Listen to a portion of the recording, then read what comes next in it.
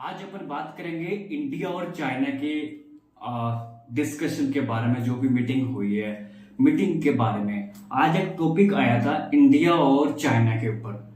तो आज अपन रिवीजन करेंगे इसके बारे में, और अगर रिवीजन भी करेंगे, अगर कोई इस वीडियो को नहीं देखा, जब ये टॉपिक नहीं पढ़ा है, तो वो भी ये वीडियो अगर देख रहा है तो रिवीजन क्या वो लर्न भी कर सकता है यहाँ से कि क्या क्या डिस्कस हुआ है। राइट, सो हम डिस्कस करेंगे वाटर डिस्प्यूट के बारे में, स्टेट्स के बारे में, कौन सी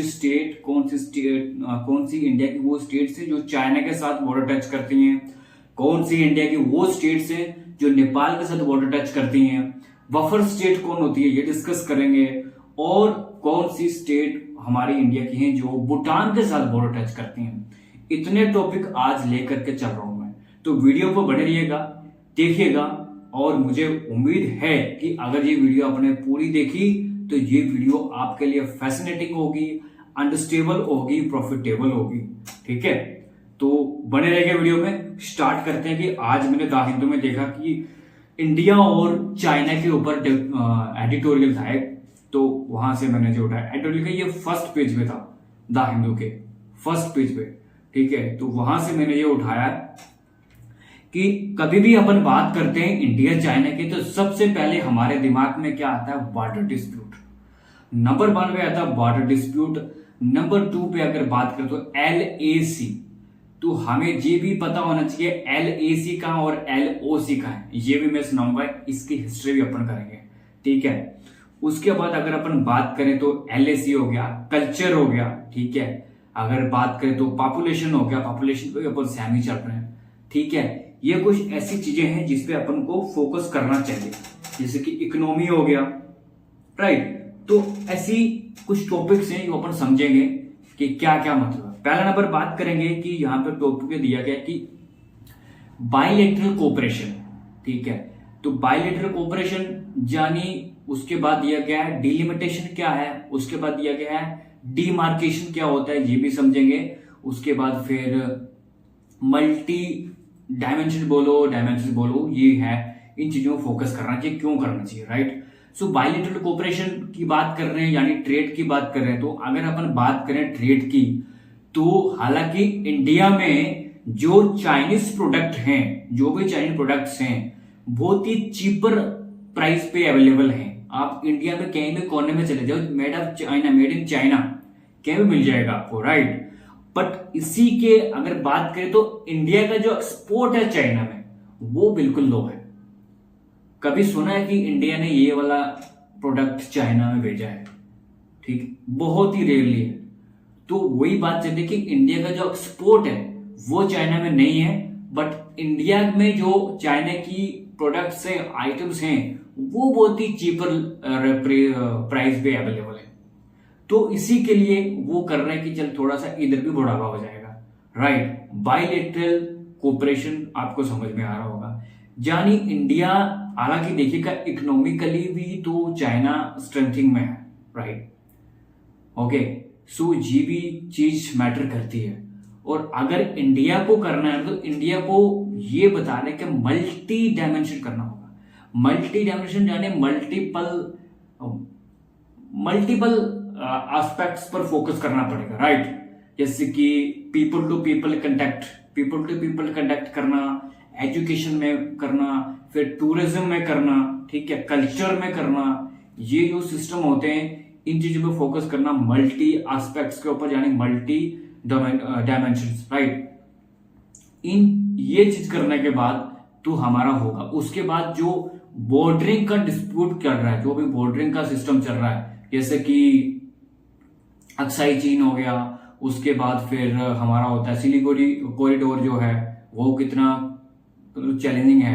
उसके बाद जो अरुणाचल प्रदेश का बॉर्डर पड़ता है वो भी कितना चलेंगे। तो बहुत सारी इंडिया फेस कर रही है ये बॉर्डरिंग चैलेंज। राइट, सो इनको लेके बातचीत भी होगी, इसके लिए स्टेबिलिटी के लिए इंश्योर करेंगे कि पीस और ट्रैंक्विलिटी। राइट, सो ये कुछ चीजें की बात हुई है। तो इसमें जो बात की गई है डिलिमिटेशन की, तो डिलिमिटेशन क्या होता है, ये वर्ड दिया गया डिलिमिटेशन करना। डिलिमिटेशन मैंने पहले भी वीडियो में बताया था, लेकिन थोड़ा ही फर्क है, बाकी प्रोसेस सेम है कि पहले जो मैंने बताया था वो हमारे इंडिया में जो सीट्स के बारे में बताया जा रहा था कि डिलिमिटेशन होगा वुमेन्स के लिए, जो वुमेन्स के लिए रिजर्वेशन वगैरह जो भी अपन ने डिस्कस किया होगा वीडियो में, वो उनको मिलेगा तो सेंसस के बाद मिलेगा। ये अपन पढ़ रहे थे, आई होप आपने अगर वीडियो देखी हुई तो वो आपको याद आ गया होगा, ठीक है, कि वो जो कंस्टिट्यूंसी होती है उनकी जो होती है वो उनको रीड्रॉइंग करना पड़ता है, कितनी कौन सी स्टेट में कितनी पॉपुलेशन है। ये अपने डिस्कस किया था कि साउथ स्टेट वाले थोड़ा सा कर रहे हैं कि हमें सीट्स कम मिलेंगी क्योंकि उन्हें पॉपुलेशन पे फोकस किया है ना। तो नॉर्थ स्टेट्स हैं जो वहां पे पॉपुलेशन ज्यादा, तो ऑब्वियसली वहां पे सीट्स भी ज्यादा मिलेंगी, तो ये वाला सिस्टम चल रहा था। बट चाइना में क्या, अभी जो चाइना इंडिया का डिस्कशन हुआ है वो ये है कि उसका डिलिमिटेशन क्या होगा कि वो ये करेंगे कि वो सीमा हमारी कौन सी होगी, हमारी वो लाइन कौन सी होगी, हमारी टेरिटरीज, इंडिया की टेरिटरीज को लेके और चाइना की टेरिटरीज को लेके, इनको लेके बातचीत होगी। इनके हिसाब से वो सीमा, वो जगह हमारी कौन सी है, उनकी कौन सी है, उसका डिलिमिटेशन होगा। वो हमें पता चलेगा कि कैसे है, ठीक है। उसके आई होप आपको डिलिमिटेशन समझ में आ गया होगा। बहुत ही सिंपल वर्ड है कि बस देखना है, वहां पर डिलिमिटेशन करना है कि कौन सी टेरिटरीज के हिसाब से कहाँ क्या है, कौन सी जगह किसको मिलेगी, राइट। उसके बाद आता है डीमार्केशन। डीमार्केशन एक ऐसी चीज है, वो है कि एक अपनी मेन सीमा कौन सा है, कहां से हमारी सीमा है और कहां से उनकी सीमा है, राइट। ये एक मेन डिफाइन करता है, राइट। सो इसको बोलते हैं डीमार्केशन। एक बार जब मार्क कर दिए ना, तो फिर मार्क कर दिए, यहां से समझो ट्रिक के हिसाब से मार्क कर दिया, डीमार्क कर दिया, डीमार्केशन हो गया, राइट। सो डिलिमिटेशन हो गया, ओके, ये हो गया। उसके बाद बायलैटरल कोऑपरेशन बता दिया मैंने, मल्टी डायमेंशंस बता दिए मैंने, ठीक है। अब अपन बात करते हैं एलओसी में। तो एलओसी कहां में पड़ती है? एलओसी आती है पाकिस्तान और इंडिया के बॉर्डरिंग में, यानी खासकर जम्मू एंड कश्मीर की स्टेट के आगे, ठीक है। ये आप समझ सकते हैं। तो ये अब हुआ था, युद्ध हुआ था 1947 और 1948 की बात कर रहे हैं। तो उसके बाद जब युद्ध हुआ था, फिर 1949 में ये सीज फायर लाइन बनी थी, और सीज फायर लाइन बनने के बाद ये 1972 यानी 1972 में इसको क्या किया गया था, शिमला एग्रीमेंट के बाद लाइन ऑफ कंट्रोल इसको माना गया था, ठीक है। उसके बाद अब बात करें, ये तो हो गया पाकिस्तान, बट एक चीज और बताता हूं कि ये इंटरनेशनल नहीं है, ये दोनों देश के बीच में है, ये इंटरनेशनल नहीं है, राइट। सो बात करें एलएसी यानी लाइन ऑफ एक्चुअल कंट्रोल। ये एक्चुअल कंट्रोल क्या हुआ था कि जैसे 1950 में अक्साई चीन में चीन ने एक रोड बनाया, ठीक है, ध्यान से सुनिएगा। चीन ने एक रोड बनाया 1950 में, तो वहां पे ये वाला थोड़ा सा मामला गड़बड़ हुआ, तो वहां से ये युद्ध चला। तो 1962 में यानी 1962 में ये युद्ध हुआ, और 1962 में युद्ध होने के बाद ये इसको एक्चुअल कंट्रोल किया गया, ठीक है, एक्चुअल कंट्रोल की पोजीशन में इसको माना गया। उसके बाद 1903 और 1996 में, ठीक है, इनका जो पीस और कॉन्फिडेंस बिल्डिंग में थोड़ा सा फोकस किया गया। उसके बाद तो ये 1993 1996 डेट याद रखना। उसके पहले की 1950 में जो स्टार्ट हुआ, 62 में युद्ध हुआ, फिर ये बनाया गया।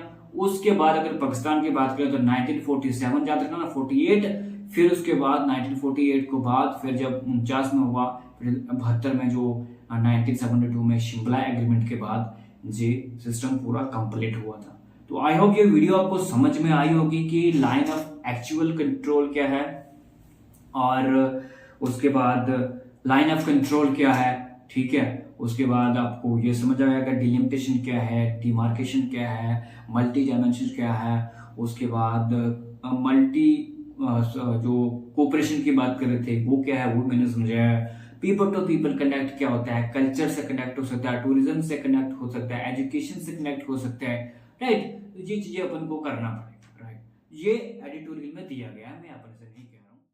अब बात करते हैं अपन, जो इम्पोर्टेंट चीज है वो भी इम्पोर्टेंट थी, लेकिन ये भी इम्पोर्टेंट है कि हमें पता होना चाहिए कि चाइना के साथ हमारी इंडिया की कौन सी स्टेट बॉर्डर टच करती हैं, कौन सी भूटान के साथ करती हैं, कौन सी नेपाल के साथ करती हैं।